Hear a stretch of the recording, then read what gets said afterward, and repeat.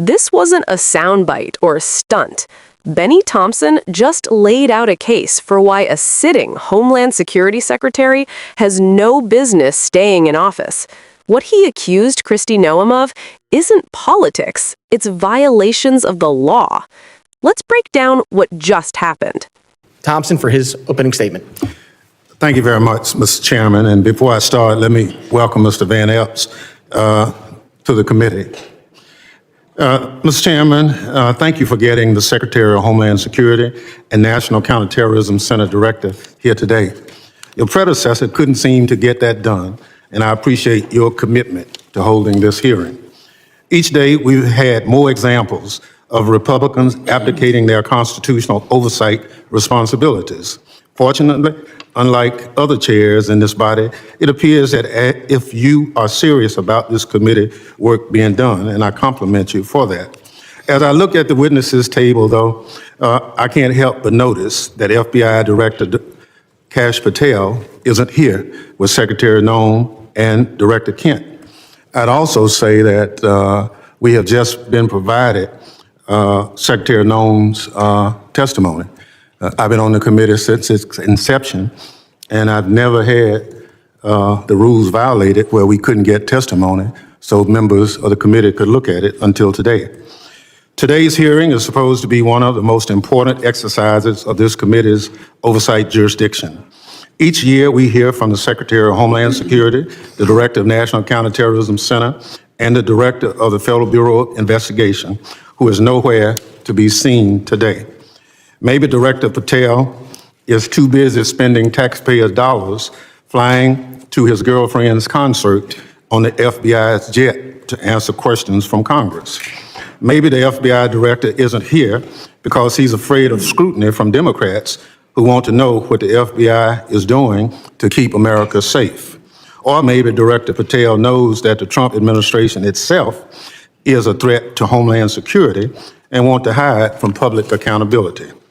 On the other hand, Director Kent is here, which is good because we have questions for him about NCTC's work, as well as his comments about the January 6th insurrectionists he called, and I quote, political prisoners, unquote, who deserve to be pardoned. Some of the people he defended, however, are back in jail for crimes like plotting to murder FBI agents and possession of child pornography. It's scary that these unserious people are in charge of keeping America safe from terrorism. But what's even scarier is that they work for an unserious and unhinged president who spends most of the days designing monuments to himself and finding new ways to hide the Epstein files. All of this puts America and its lives, people who live here, at risk every day. Now, Secretary Noem, everyone knows you love the spotlight. We've seen your commercials, but what you haven't provided to the committee, despite our many requests, are the questionable contracts that you've awarded to your friends to film you on the 2028 campaign trail. Unfortunately, this is nothing new. In their one big ugly bill, Congressional Republicans gave you a blank check, Secretary Noem, and you have wasted no time spending it on yourself. Instead of deploying Homeland Security grants to protect churches and synagogues from terrorism, you handed your friends a $220 million contract so they could follow you around the country with a camera. Instead of fully funding the DHS agency that protects our hospitals, schools, and electrical systems from cyber attacks, you spent $200 million to buy yourself new private jets.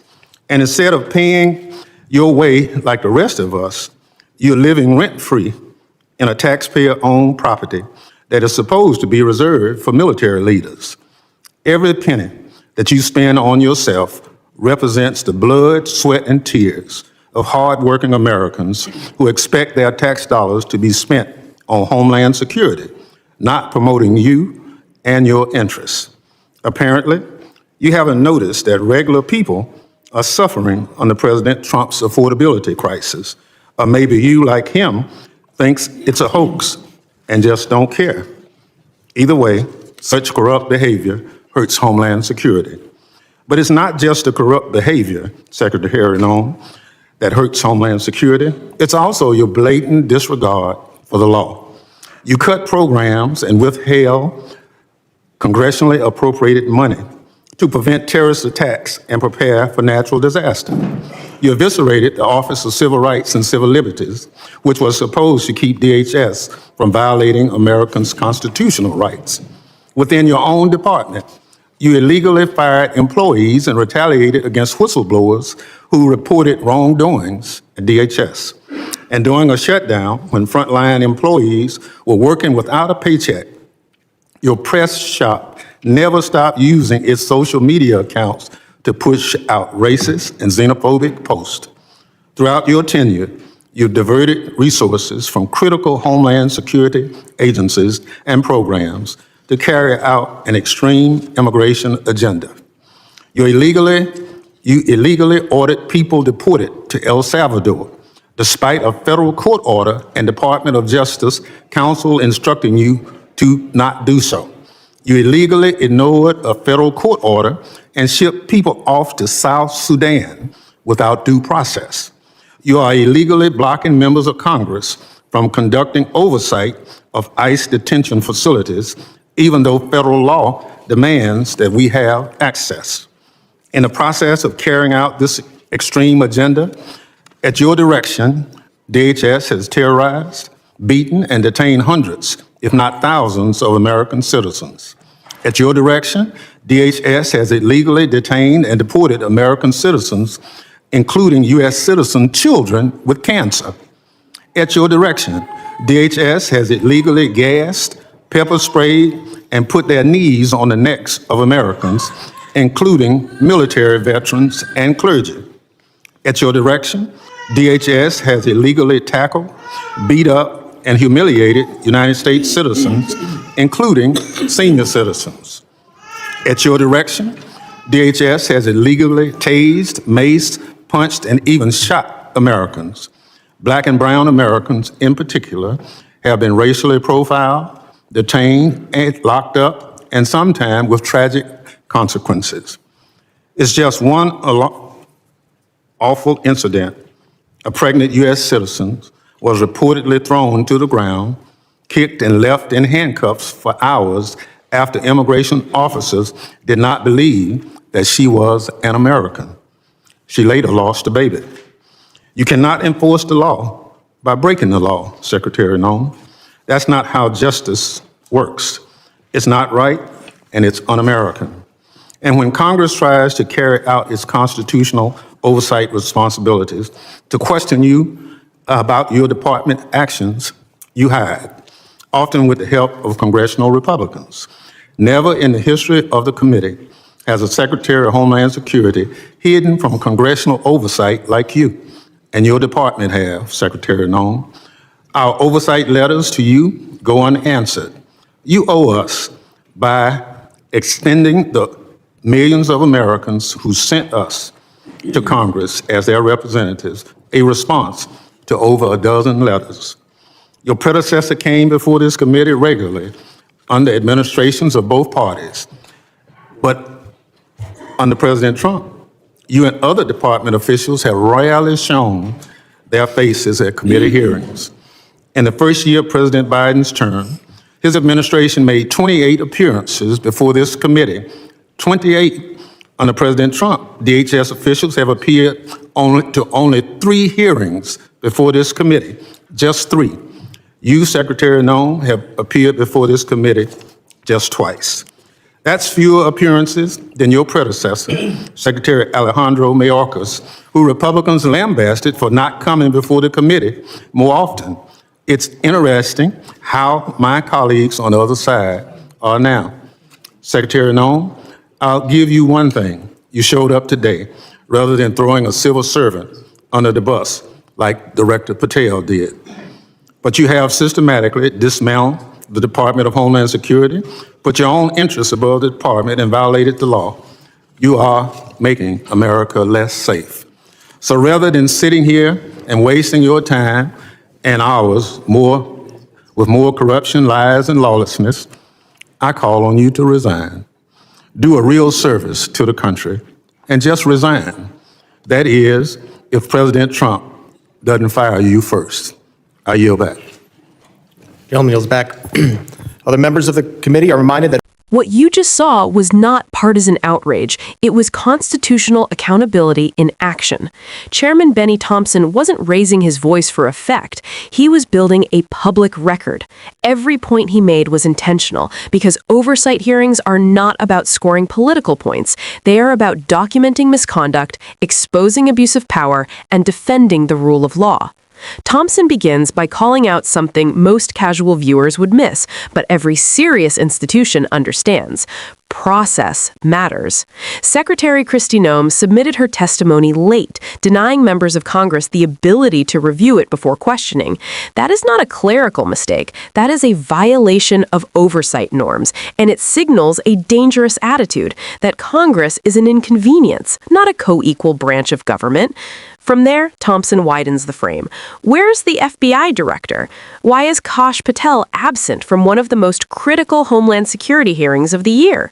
The answer Thompson implies is simple and alarming. Avoidance. When officials refuse to show up, it's often because they don't want to answer questions on the record.